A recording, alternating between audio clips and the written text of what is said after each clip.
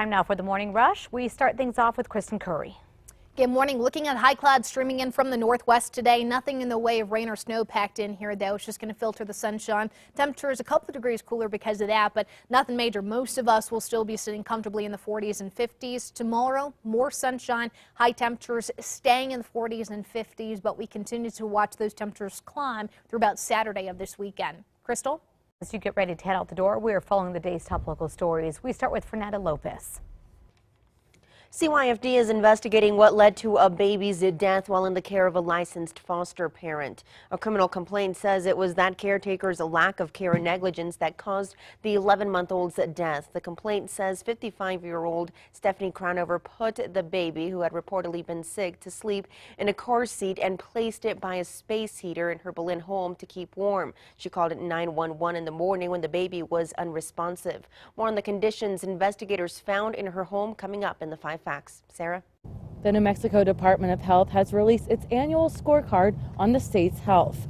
The number of alcohol-related deaths have skyrocketed since 1999 to 66 out of every 100,000 people in 2016.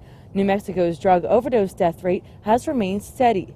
The state's medical cannabis program is working more efficiently, and according to the state scorecard, teen birth rates continue to drop from nearly 47 per 1,000 teen girls in 2012 to 29 per 1,000 in 2016. Crystal? Good morning. President Trump getting backlash after taking aim at North Korea via Twitter. The president fired off a tweet aimed directly at the rogue regime leader, saying Kim Jong-un should remember that President Trump also has a nuclear button, and it's a, quote, bigger and more powerful one. This follows Un's warning to the U.S. that he has a nuclear button on his desk at all times.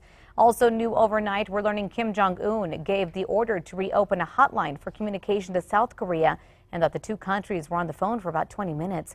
No word on what was discussed, but Un is expressing interest in participating in next month's Winter Olympics. Analysts say the North leader's recent moves could be a way to just try and divide the South and the U.S. The FBI is now releasing images of a suspected bank robber who held up the Nusenda Credit Union on Indian School Road near Louisiana. The FBI says this man handed a note to a teller demanding money. The teller handed over cash and the man left. If you have any information, you're asked to call police on this. PNM says they're asking for legislation to be written that would cover the cost of their investment in the San Juan generating station. They want to find an alternative energy source, but they say they still have to pay millions of dollars for the coal-fired plant. However, environmentalists say if it's done right, the legislation could become a way for the entire state to reinvest in clean energy. New this morning, state health officials are trying to contain a possible chickenpox problem at a New Mexico prison.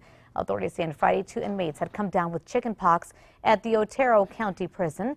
The Corrections Department says since then 135 inmates may have been exposed to the virus. They've offered blood testing to see who is immune. Kristen. The Arctic Trail gripping much of the country is expected to take aim at the south today. Yesterday in upstate New York, blizzard conditions that led to a deadly multi-car pileup near Buffalo. So far, the dangerously cold temps have been blamed for at least 13 deaths in the U.S. Now, the winter storm that we've been tracking is expected to intensify over the next 24 hours, bringing heavy snow, strong winds, and even flooding concerns to the eastern seaboard. But bringing you back to home, we're dealing with the cold, too. We're not quite as cold, but that Metro Threat Index still at a 1 with temperatures in the teens, 20s, and 30s across the state. No significant weather problems expected this afternoon. Crystal? On to news, new at 6. 2018 has kicked off with the highest gas prices since 2014. AAA says the nation's average now stands at about $2.49 a gallon at $2.30 in New Mexico. High travel volumes over the holiday weekend drove prices higher. Motorists in the Northeast, South, and some in the Midwest are feeling some of the worst pain at the pump. All right, let's take a look at some new facts for you this morning. Adolescents who use e-cigs, hookahs, or smokeless tobacco are more likely to switch to regular cigarettes within a year.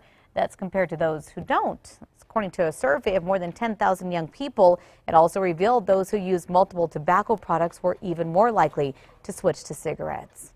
If you find yourself in debt over the holidays, you are not alone. The personal finance website Magnify Money says U.S. shoppers racked up an average of $1,000 of debt during the Christmas season. Only half of those surveyed said they'll be able to pay it off within 3 months. Kristen. Time now for a check on your Wednesday morning commute. We do have a crash reported on Paseo eastbound at Wyoming. Here's the thing, it's got eastbound and westbound traffic down to just the right lane in each direction. That was reported about an hour ago. No further updates, but of course we'll keep eyes on this throughout the morning. Attention this morning after being called the next trendy city. A travel expert with Travelocity says she was impressed with the city's growth since she last visited nearly 20 years ago. The review points to the city's growing film industry and abundant local food and brew options. It also mentions the bike trails and Sandia Mountains as big draw for outdoor enthusiasts. Okay, listen to this. Cereal giant General Mills is getting into the mashup game. They are peanut butter chocolate blasted shreds, Lucky Charms Frosted Flakes, and Cinnamon Toast Crunch blasted shreds. What is going on here? The shred cereals are essentially sweeter versions of mini wheats, but it's a Lucky Charms Frosted Flakes mashup that has a whole lot of people talking. Actually, I'm excited about that. I'm 100% on board with this. Yes. I love Frosted Flakes. Lucky Charms, they're okay. The marshmallows. And it looks like they're just keeping the marshmallows and getting rid of the other stuff that nobody eats and then keeping in the Frosted Flakes. Good General times. Mills, yes. Good Thank job. you. Time for the 5 facts. At number 5, former Lobo great Brian Urlacher is one of 15 finalists for the Pro Football Hall of Fame's class of 2018 after a 13-year career for the Chicago Bears. Urlacher had over 44 sacks, 20 interceptions, and even led the Bears to 4 division titles and a trip to Super Bowl 41. Urlacher was recently inducted into the College Football Hall of Fame. We'll find out February 3rd if he's inducted into the Pro Football Hall of Fame class. Number 4 now this morning, members of Rio Rancho Gym are hoping they're going to get refunded. This after the sports club shut its doors without notice. Michelle Benson says she and her family paid more than $400 in October to the sports clubs. On Monday, she got an email from the gym saying they're now closed. She has not been able to reach a gym representative since. Benson says when she signed up, an employee said the gym was changing ownership, but that there would be no major changes. We could not reach the owners of the gym for comment on this. At number 3, temperatures mild across the state in the 40s and 50s. High clouds filtering sunshine, but no rain or snow expected today through Friday. Number 2 now, ruling by the state's highest court will allow Governor Susana Martinez's vetoes to stand, at least for now. Back in September, a state district court allowed 10 vetoed bills to become law. 2 of those involve hemp research. Lawmakers argue Martinez never offered a reason for her vetoes and missed veto deadlines. Then the governor appealed to the state Supreme Court, saying the legislature overstepped its authority in challenging the vetoes.